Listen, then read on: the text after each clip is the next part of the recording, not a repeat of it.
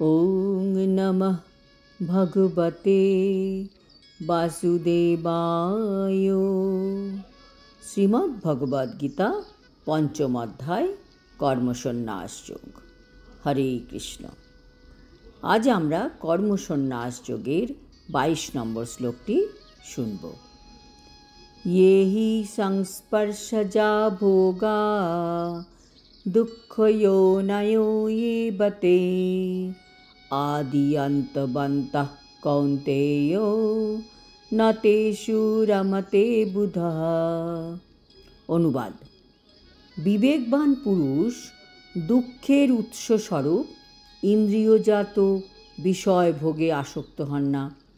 হে কৌন্তেয়, এই ধরনের সুখভোগ আদি ও অন্ত বিশিষ্ট, তাই জ্ঞানী ব্যক্তিরা তাতে প্রীতিলাভ করেন না। তাৎপর্য: যারা জ্ঞানী ব্যক্তি তারা দুঃখ উৎপন্নকারী বিষয়ে আসক্ত হন না, মানে এইসব ইন্দ্রিয়জাত বিষয় ভোগের প্রতি অ্যাটাচড হন না, কারণ তারা জানেন যে এই ভোগও হচ্ছে ক্ষণিকের। এই ইন্দ্রিয় পার্মানেন্ট নয়, এমনকি এই দেহটাও পার্মানেন্ট নয়।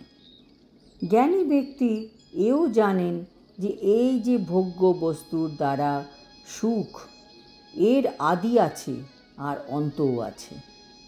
এক জায়গায় এর শুরু হয়, তারপর শেষ হবে আরেক জায়গায়।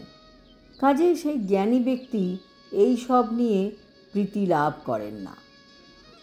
জড় ইন্দ্রিয়ের সংস্পর্শের ফলে ইন্দ্রিয় সুখানুভূতির উদয় হয়, কিন্তু এই ইন্দ্রিয়গুলি অনিত্য, কারণ আমাদের দেহটি তো অনিত্য। জীবনমুক্ত পুরুষ কখনো অনিত্য বিষয়ের প্রতি আকৃষ্ট হন না। যে ব্যক্তি অপ্রাকৃত আনন্দের স্বাদ পেয়েছেন, তিনি কিভাবে এইসব অনিত্য জড় সুখভোগের থেকে আনন্দ পাবেন? পদ্মপুরাণে বলা হয়েছে, যোগীরা পরম তত্ত্বে রমণ করে অনন্ত চিদানন্দ আস্বাদন করেন। তাই সেই পরম ব্রহ্মকে রাম বলে অভিহিত করা হয়। শ্রীমদ্ ভাগবতেও বলা হয়েছে, হে পুত্রগণ, মনুষ্য দেহ প্রাপ্ত হয়ে জড় ইন্দ্রিয় সুখভোগ করার জন্য অক্লান্ত পরিশ্রম করার কোনোই প্রয়োজন নেই। এই যে বিষ্ঠাধারী শূকরেরা, এরা যে সুখ লাভ করে থাকে, সেই ধরনের সুখ লাভ করার কোনো মানে হয় না।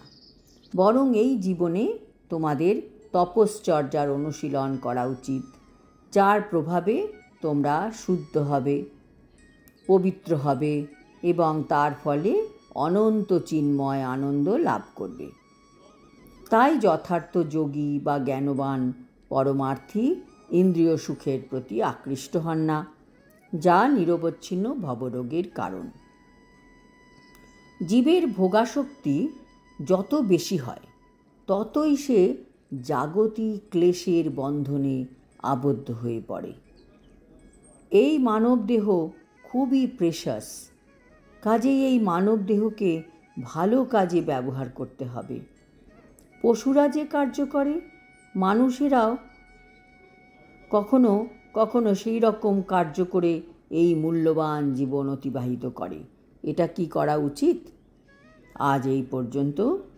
আগামী শ্লোকে আমরা জানতে পারব যোগী ব্যক্তি কেমনভাবে এই জগতে সুখে থাকেন। হরি ওং তৎসৎ। হরে কৃষ্ণ।